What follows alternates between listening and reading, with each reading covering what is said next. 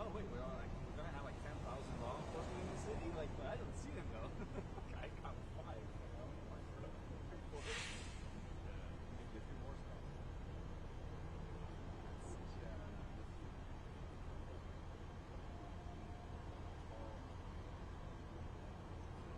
Yeah.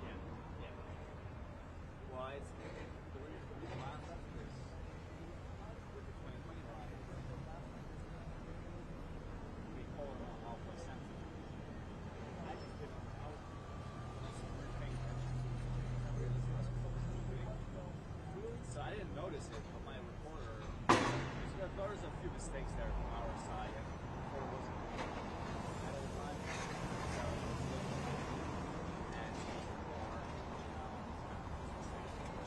but, I was on the side, just fine, and after a while, they told them what was up, they came with it, so they did maintenance, and it was fine, they didn't charge, yeah, they're like, let us go, but I want to like at that time they were like just trying to get away. It's like 5 blocks away, right? It's like come on, it's like oh yeah, we're in like you can send me to Long Beach or whatever. It doesn't matter. Like it's the same shit. Like I'm stupid. So not for my work. But so I think now they supposedly changed that being closer to being single. But I wasn't sure. I mean, I was like, the moment I get it, it's so good.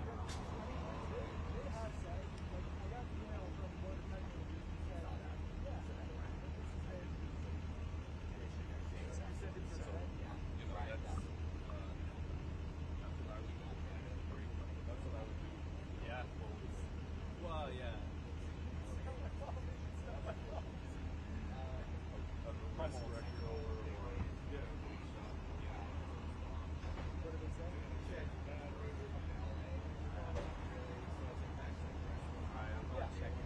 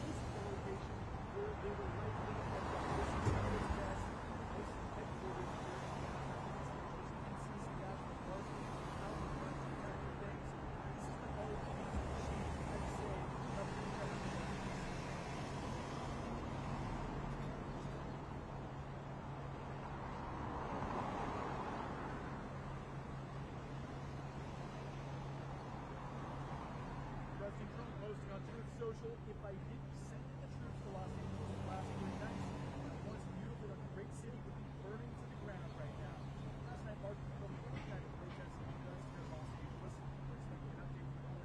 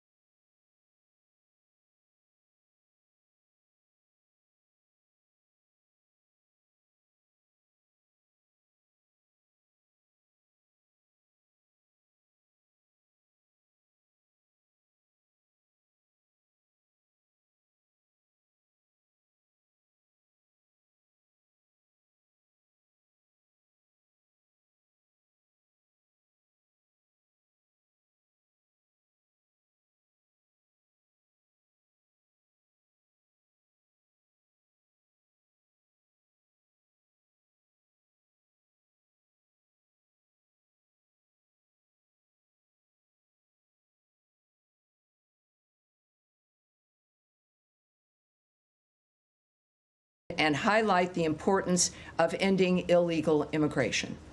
In addition, there are additional announcements today, of course. The United States sanctioned 5 individuals and 5 sham charities for financially supporting Hamas under the guise of humanitarian work. Additionally, we are targeting a fraudulent charity linked to the Popular Front for the Liberation of Palestine, the PFLP. The United States will use all available tools to prevent abuse of the nonprofit sector for the benefit of terrorist groups like Hamas and the PFLP. We are committed to ensuring humanitarian aid can in fact be delivered by reliable and safe organizations. Finally, cultural diplomacy remains an important endeavor of the Trump administration.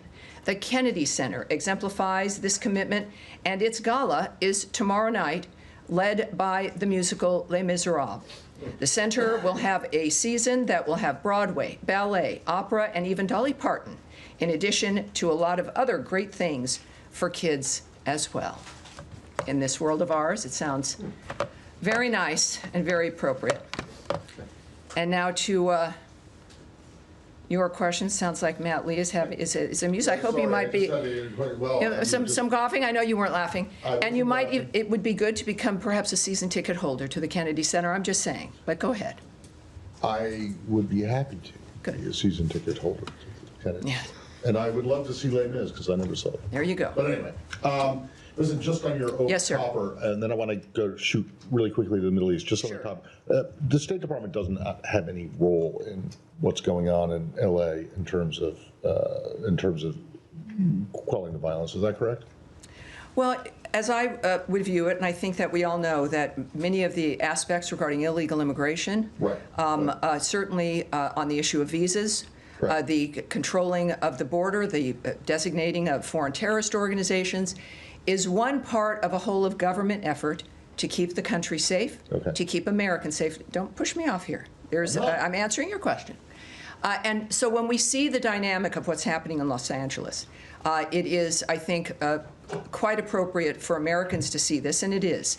The nature of what we are working to do together through the Trump administration to secure this country and to secure our streets. And that means, yes, removing criminal illegal aliens and getting them back to their home countries, and certainly at least getting them off American streets so that Americans can feel safer in their own homes and in their own communities. And so in the midst of that, when we talk about it, of course, it's the State Department, it's the DOJ, it's ICE, it's the Department of Homeland Security, it is the White House.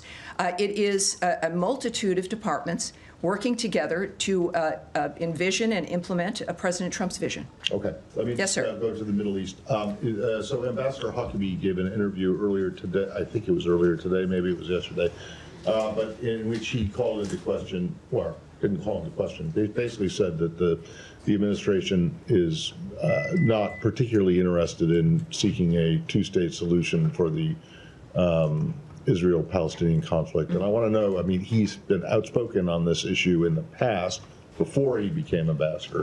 But is he speaking on his own, or is this now administration policy that you're no longer so interested in that kind of a resolution? Well, first of all, I'm not going to characterize the ambassador's remarks. I'm not going to explain them or really comment on them at all. I think he certainly speaks for himself. At the same time, of course, ambassadors are there and they're working with their host country. But when it comes to American policy and certainly where the president stands, I'd suggest you call the White House. Okay. Thanks. All right. Yes, Andrea Mitchell. Hi, thank you, Tammy. Let me ask you about part of the potential enforcement of the administration's policies to deter illegal immigration. Mm-hmm. There is reporting of a potential plan to send undocumented immigrants or others who have been detained to Guantanamo, perhaps as soon as tomorrow, while there is a court case pending to rule out Guantanamo as a place to send people, saying that it is not necessary, it is too expensive, and that the conditions are intolerable. But that this would include Europeans from allied countries, countries that would willingly accept deportations of their illegal immigrants here. So what is the State Department's position on whether European illegal immigrants, migrants, who have been detained should be sent to Guantanamo rather than to their host countries, including countries that would very willingly accept them? Do you think that this would damage relationships with our allies? Well, first of all, I can tell you that this entire dynamic, it's managed by DHS, first of all. It's certainly not a dynamic managed by the State Department. I can also say that, of course, it's not new that we are moving criminal illegal aliens to Guantanamo prior. It's not the final destination. It's prior to their being sent to their home country. But when it comes to each country, I'm not going to speak to that. But I would suggest that I have a follow-up. well, I won't speak to any country when it comes to the illegal aliens, the criminal aliens that may or may not be sent to Guantanamo Bay. That clearly sits within a diplomatic framework. You're asking me to speak on what the Secretary or others might be discussing with their foreign counterparts, and I'm certainly not going to do that. I'm not going to speculate, and nor will I guess or speculate on the nature of any kind of backlash or the impact on the State Department. What I can tell you is that the backlash would be as if we weren't doing our job. State Department and the Secretary has been very specific about our role, which is the vetting of people who are coming here in the first place, removing illegal aliens who are here, criminal illegal aliens, whether they've overstayed their visa, are here illegally entirely. We're very focused on the nature of what the State Department has as its charge. And this is a framework, again, that's, as I just mentioned to Matt, where you've got a whole of government framework. The DHS is in charge of this particular aspect. But if the DHS literally would be in charge, but does the State Department have a view about what the diplomatic impact would be on our allies? Again, Andrea, you know I'm not here to speak about the diplomatic opinion or the speculation of the nature of the feelings of things. I'm here to talk about the specifics. You're right. You know, the United States has increased enforcement of immigration laws and removal of illegal aliens. They are being removed because they didn't have a legal basis to be in the United States. These are the why, you know, the visa dynamics, the nature of that we have the right, like every country does, to control who comes in and to have an interest in who stays. And that's what this is about. Sending people to Guantanamo might have a salutary deterrent impact. Would that help the whole of government approach which you are describing? What I can say is that this is a very specific mission to make American streets safer. And this is why President Trump was elected, to do exactly this. Yes, ma'am. Thank you. Just going back to Matt's question on Huckabee's comments, I know you said that the ambassador speaks for himself, but he was appointed by the president, and he does represent the U.S. government in Israel. So is a two-state solution a goal of the U.S. State Department currently? You know, I'm not going to speak, again, what I said to Matt, and what I'll keep saying is I'm not going to parse the ambassador's remarks. That's not what I'm going to do here, and I'm also not going to speak about the nature of what people say that he was claiming or not claiming. I'm not going to have a speculative conversation about that right now. I would suggest that when it comes to the policy of the United States, that sits with President Donald Trump. And he's just he's like a 15-minute walk away from this building. Call them, and in fact, I think they would have an answer for you, I would think. Okay, and then Of course, the president sets a policy, but Secretary of State is in charge of foreign policy. So irrelevant of yes, what I'm not, ambassador. Yes, I'm not going to begin a conversation speculating based on a statement Ambassador Huckabee may or may not have made. I would suggest when we think about the policy, yes, Secretary Rubio implements President Trump's vision for foreign policy. In speaking on that issue, with everything going on in this world, we are focused clearly on the nature of the things that are in front of us. And I would just suggest calling the White House to make a determination of the Trump policy, the Trump administration's approach in this regard. So Secretary Rubio doesn't make foreign policy. It's his vision and implementation of President Trump's point of view and President Trump's vision.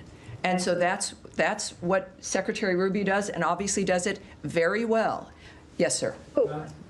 What's the vision that he's implementing here, Tammy? I'm not going to begin to speculate or go into this. How about I'm just the not going to National go Security here. Advisor is implementing? Ladies, if you want to speak about the National Security Advisor, also call the White House. Yes, sir. Just to follow up on that issue. Sure. And this will go ahead. Sure, but what we have heard from the president is he wants the United States to take over Gaza, which is obviously one of the occupied Palestinian territories and would be part of a future two-state solution. So is that? I mean, you haven't mentioned that, but should we assume that is part of the policy, and therefore that opens the question of what about the West Bank and East Jerusalem? And is that, I mean, Ambassador Huckabee seems to be suggesting there wouldn't be a future Palestinian state in those remaining areas. So we kind of know half of the answer to the question, in that you've said it's President Trump's view and decision, and he's stated that, although you haven't restated it here about Gaza. So it's just if we could clarify what. Well, there's a focus on Gaza, and for a very good reason. And that's what we're focused on, is the ceasefire, is stopping the carnage, dealing with what's going on in Gaza, after, of course, the horrific events of October 7th, the nature of what's happening with Iran and its death squads of Hamas and Hezbollah and the Houthis. It's a full plate. And what one does is you start at the beginning, and you move forward. We are still working on dealing with either certainly ceasefire and peace for Gaza, and then, of course, the aftermath of that, and rebuilding and dealing with what that means. At some point in time, that will hopefully be the major conversation here, right, is in the aftermath and the rebuilding and how that's happening. And I would expect that to be a conversation that we'll all be engaging in. But is it still the policy that the U.S. should take control of that territory? You know, during that I process? can't, look, what I've heard President Trump say, and what I know the Secretary has always said, is that Hamas can't exist, that we've got to get a ceasefire, that we've got to have new ideas for making sure this doesn't happen again and again and again. I know that the President has called for new ideas to help make that happen. I know that he has had some new ideas and how to do that. We know the region has chimed in with what it believes it can do when it comes to aid and even rebuilding. But the fact of the matter is, right now, Hamas won't even let the hostages go. Hamas still won't put its weapons down. Hamas is still playing games as people still die, as we do work to get food and aid into that region. So we're still at that kind of dynamic, and we will get to the other part, I hope, as soon as we can. Nadia.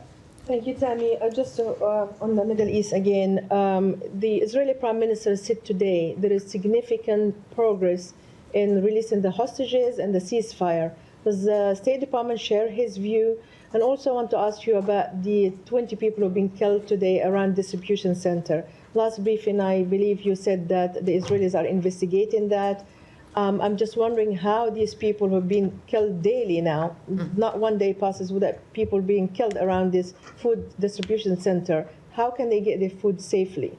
Well, of course, that is exactly what we've all been working on, right, is getting food and aid safely in.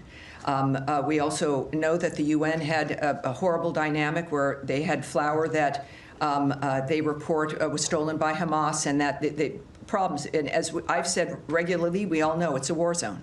It's a war zone led by terrorists who don't care about humanity or the future. Regarding what's happening on the ground there, I would refer you to the IDF in Israel, which continues, of course, to investigate. And in the case of what's being led by the IDF in Israel there, I think that's where you'd need to go in that regard. And there was a third part. What was this?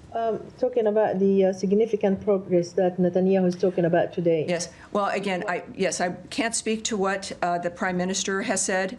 Is he sharing anything with you, the State Department? I can't speak to that at this point when it comes to what Netanyahu has said. Saeed, yes, and this will be the end for this particular stretch of questions. Yeah. Yes. Thank you very kindly. Sure.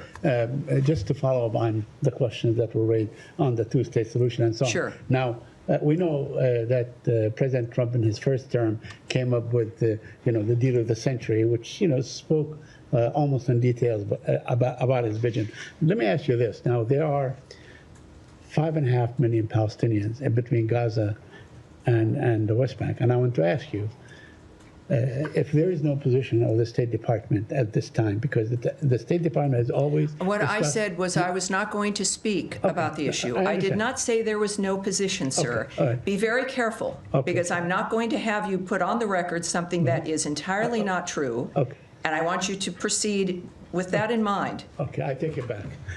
I wanted to ask you, what do you consider the Palestinians in the West Bank? I mean, I will not provide to you, Mike, what I consider. Are they under occupation? We are not going to, I will not, look, it was nice to be able to call on you, Saeed. I'd like to be able to have a question that I can answer, but you're asking me to speculate. Okay. Right. I would say, I will just reiterate as we move on to another issue, is that President Trump is a man who understands and is working, really is committed these 5-6 months to being a peacemaker and to changing things that people have not been able to change for half a century. Right. And he is determined to do it. He cares about everybody. He cares about the people of Gaza. He cares about the Israelis. He cares about Jews. He cares about Christians. This is a man who genuinely is determined to make a difference as an individual. This is a very fluid situation. He wants solutions. He wants to make sure that people can live safely in the world. And we've seen him time and time again make different decisions, have consultations, talk to people nobody thinks he should talk to. He can change his mind. He's clearly transparent, speaking about what he's going through and thinking each day. So when we think about what the future will look like, it's allow us to do the work that we're doing right now, focusing on the ceasefire, getting aid into that region, and let the president, who's determined to deal with all of the issues in that region, come to the fore of what happens next, and we will learn that only from Donald Trump. All right, so is this other than the Middle East? Where else are we going? Well, no, this is going, ladies and gentlemen, no, I've said no, Saeed, was it? Now, where are you coming from? Iran? All right, we'll do Iran, sure. That's also the Middle East. Well, we're not, Gaza and otherwise. Let's move forward, please. There was just confusion because the two-state solution has undergirded U.S. policy for the past several decades. But I understand that is a question to address to the White House. Yes, it's for the White House. It's for the future. I will not be commenting from this podium today. And this is, again, we've got so much more on the, let's just move on, please. Iran? The question on Iran is there's been conflicting messages about whether and where and when a 6th round of talks with Iran may take place. Is there clarity on that from the U.S. perspective? I don't know if you would consider it clarity, but I can say a few things. The president, I think, he noted that something would be happening soon, this week. I think that what I can just reiterate here is that we would hope and expect that there would be new additional talks, and that, in fact, they would be soon. But beyond that, I have nothing to preview. But in similar situations, when we believed that it would be soon, it, in fact, ended up being soon. Right. The Iranians have concretely said Sunday in Oman. So if that is not the U.S. understanding, then...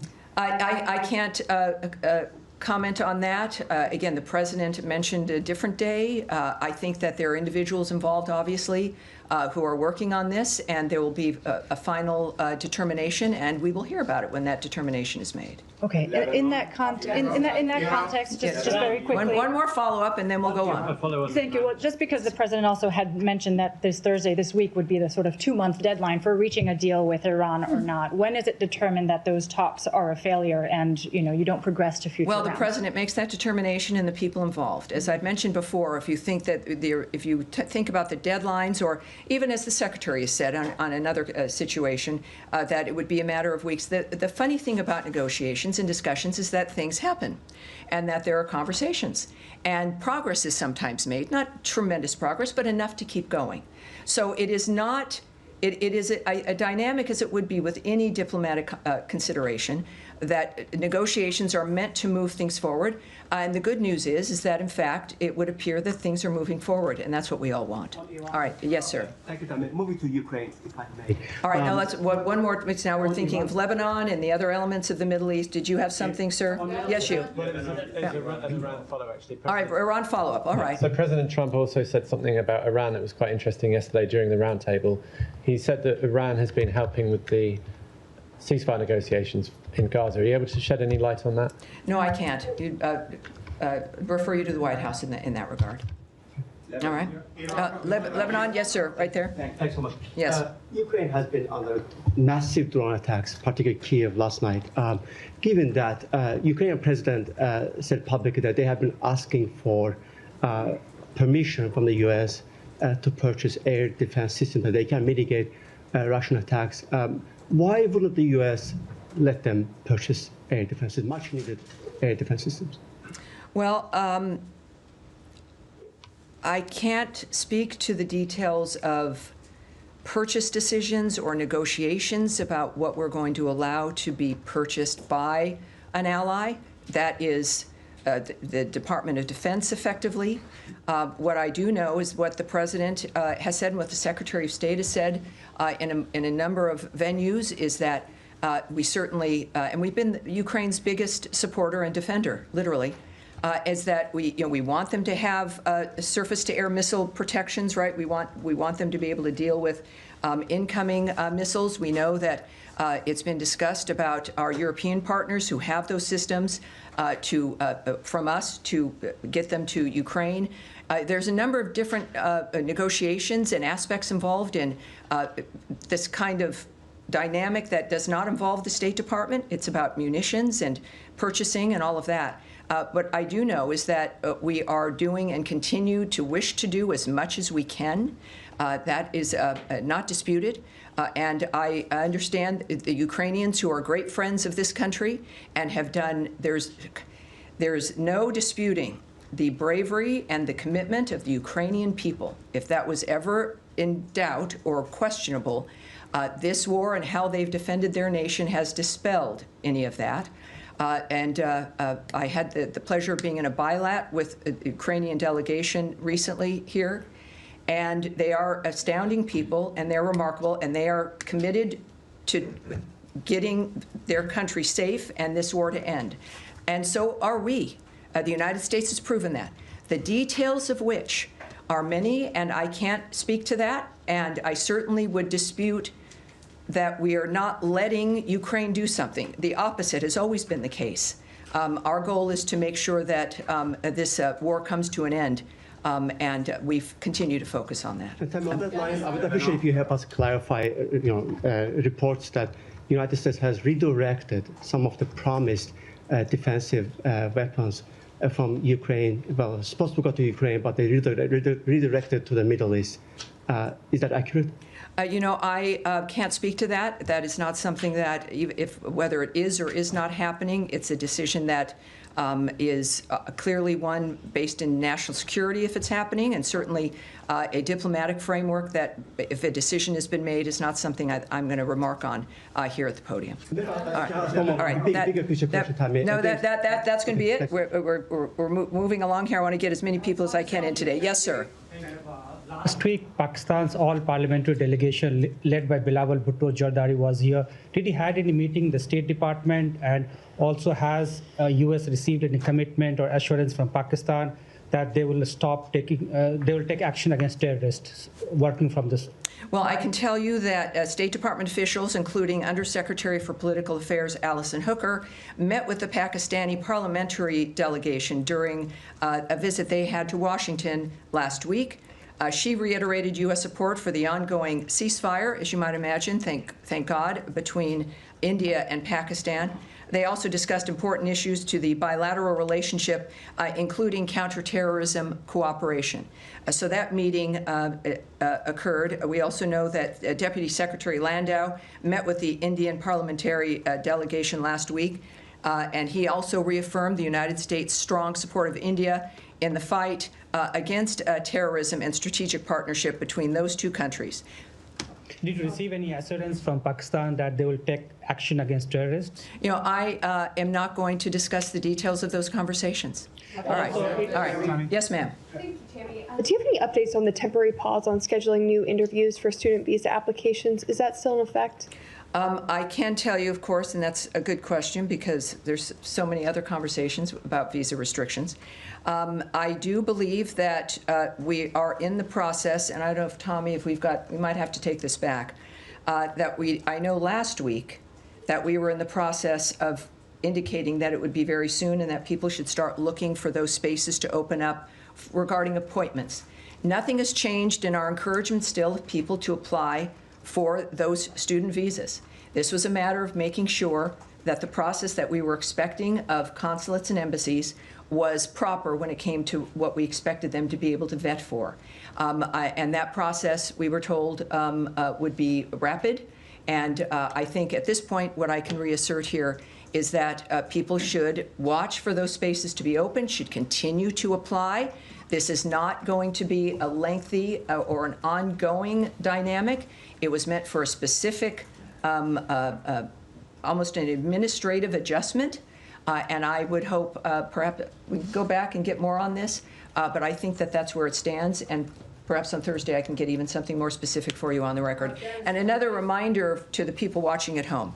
When I say we're going to take something back, it means that we're going to get an answer to that question for the reporter and get it right back to them as well. And so that'll also help us for the next briefing also. Afghanistan, yes ma'am. Afghanistan. Afghanistan. Thank you, ma'am. Thank you. Let's keep this in order, please. Let's go ahead. Thank you so much. Thank you. As you know, Afghanistan situation is still critical, but different people, different diplomats like Zal Khalil, the former ambassador in Iraq and Afghanistan, he has a positive idea. But unfortunately, yesterday there was a war started, and Taliban claimed that this is from the ISIS. Number one, do you think it's still ISIS is still active in Afghanistan? And my second question is still some Afghan who was SIV and P1 or P2 left behind in Afghanistan, Pakistan, Iran. Do you have any update for them to come to the United States, please? Well, first, I can't speak right now on the internal dynamic of what's happening in any problem between people or claims about ISIS being active and violence that was ensuing. But let's take that back and see what that is. I do know that for the visa restrictions and Afghanistan, that there is, for the SIV visas, the proclamation that was used announcing this states that Afghan special immigrant visas are accepted. I'll say exempted from the suspension of entry to the United States. Consular processing of Afghan SIVs, including Afghan SIV interviews, continues at U.S. embassies and consulates around the world. All right. Yes, sir. Thank you. Me?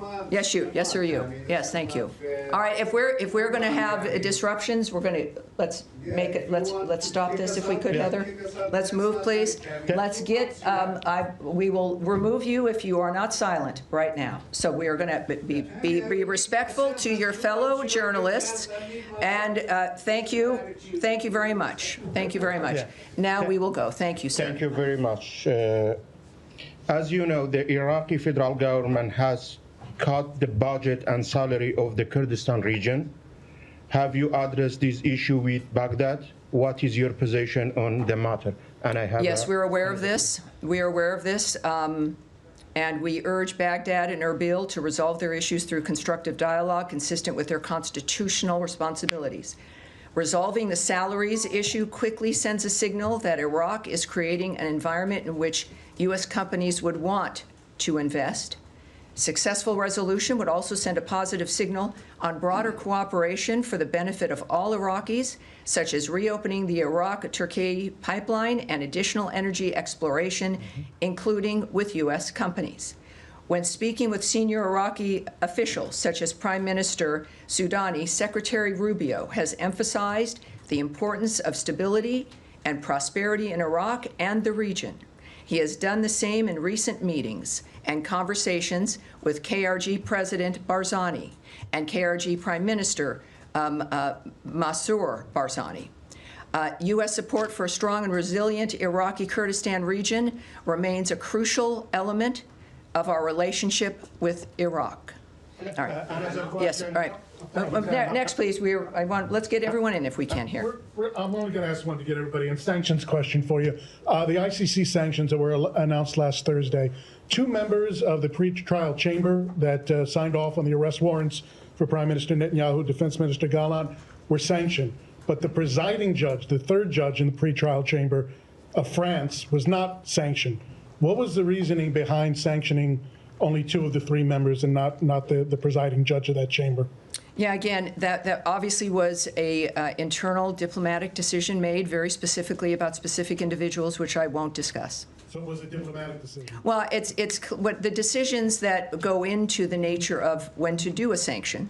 Obviously, there's a combination of conversations involving national security, what's in the best interest of the United States, what's in the best interest of our diplomacy, certainly with our ally Israel, and our own national security and the messages that we send when it comes to expecting America to be treated with respect and to be treated with some modicon of decency when it comes to the international scene.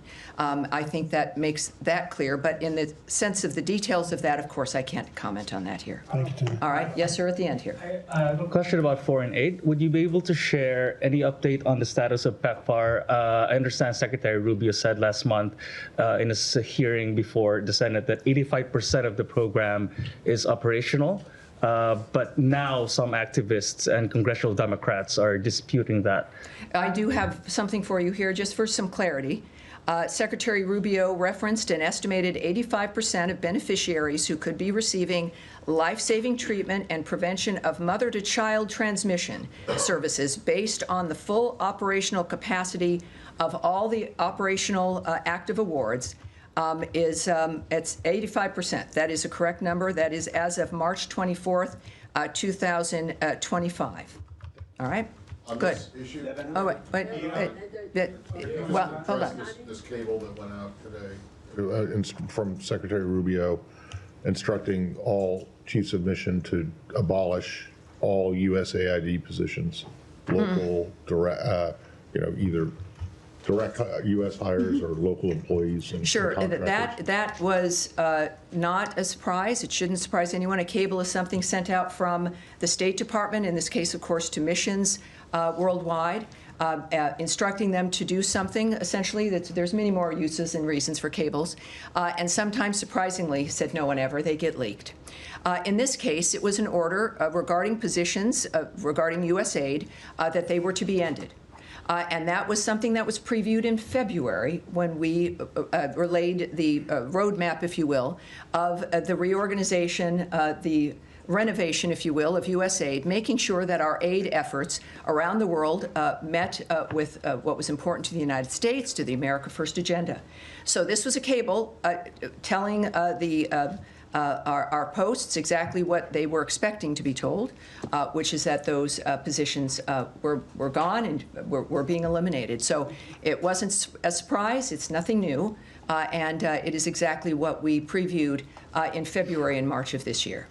All right. But we've talked to you. Yes. All right. Now in the back, young man right there. Yes. Young man without the tie. That would be you. Yes. Just while we have questions on Israel, earlier today, 5 countries. Can you tell me, by the way, what is your outlet? Just a curiosity. And your name? Ryan Morgan with the Epoch Times. All right. Hi, Ryan. Welcome aboard. Thank you for having me. So I was just wondering if you have a quick comment about the 5 countries that sanctioned Israeli ministers Itamar Ben-Gvir and Bezalel Smotrich today. Yes, I do. I have something for you on that. And let me get that for you. There's just so much going on today. First of all, we find that extremely unhelpful. It will do nothing to get us closer to a ceasefire in Gaza. This, again, is about Allied sanctions against Israeli ministers. They should focus on, this being UK, Canada, Norway, and New Zealand, should focus on the real culprit, which is Hamas.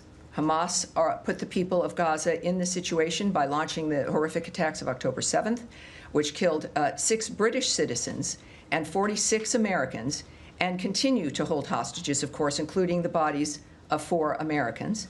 We remain concerned about any step that would further isolate Israel from the international community. If our allies want to help, they should focus on supporting Special Envoy Witkoff's negotiations and backing the Gaza Humanitarian Foundation when it comes to food and aid. All right. Yes, sir, in the back? Yes, sir. Thank you, Tammy. My question is about Ukraine negotiations. Russians and Ukrainians came together in Istanbul last week and they announced a memorandum, and result of that, there was exchange of prisoners.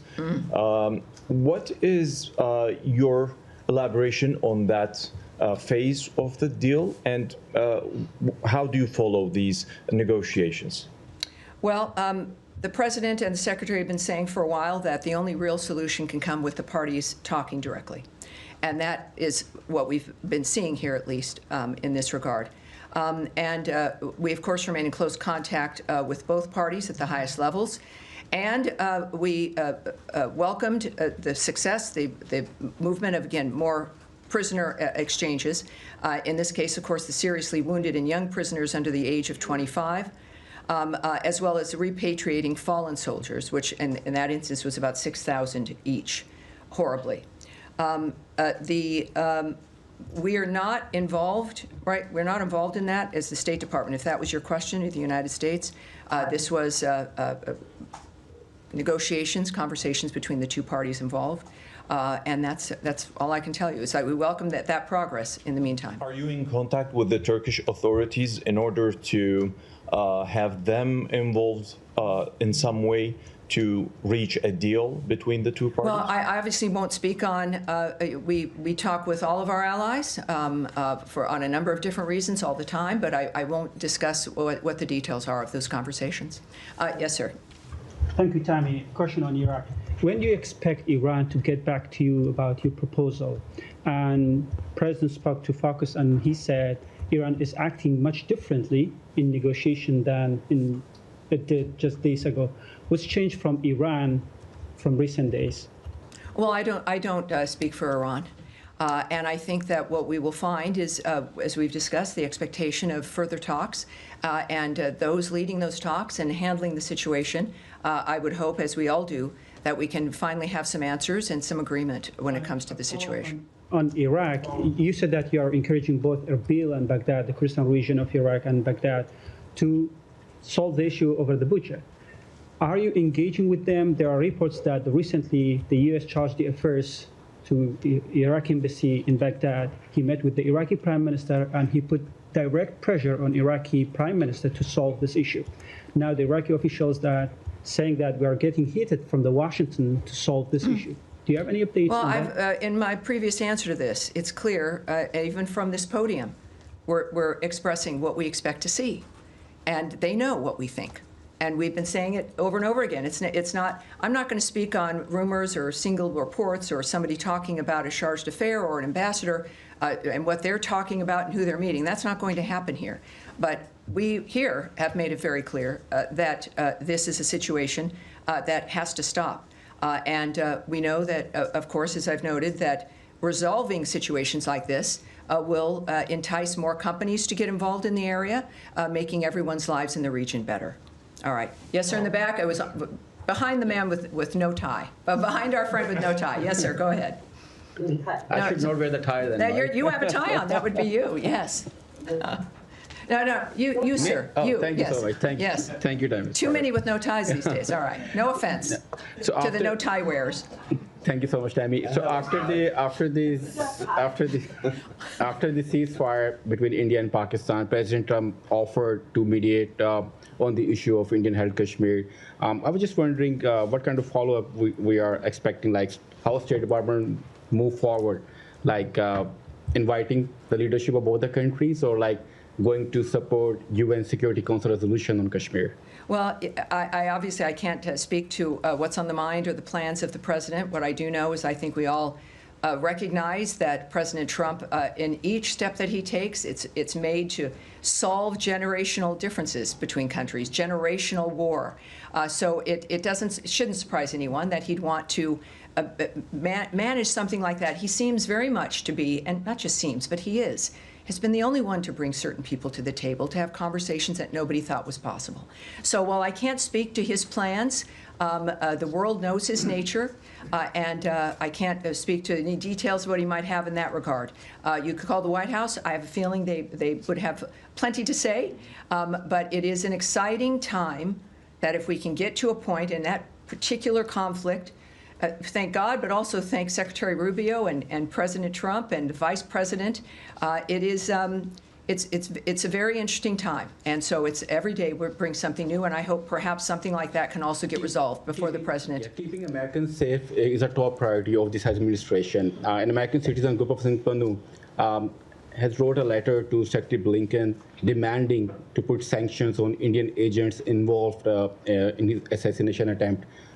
Did you get that letter? What is your opinion? Well, if that's something I can't speak on, but let's take that back and we'll go on from there.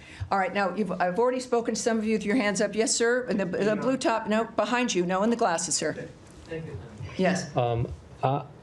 As you know very well, new South Korean President Lee Jae-myung is pursuing pragmatic foreign policy, which regards the alliance with the United States as the very foundation of his foreign policy. But pragmatic policy also signals an openness to stably manage relations with China.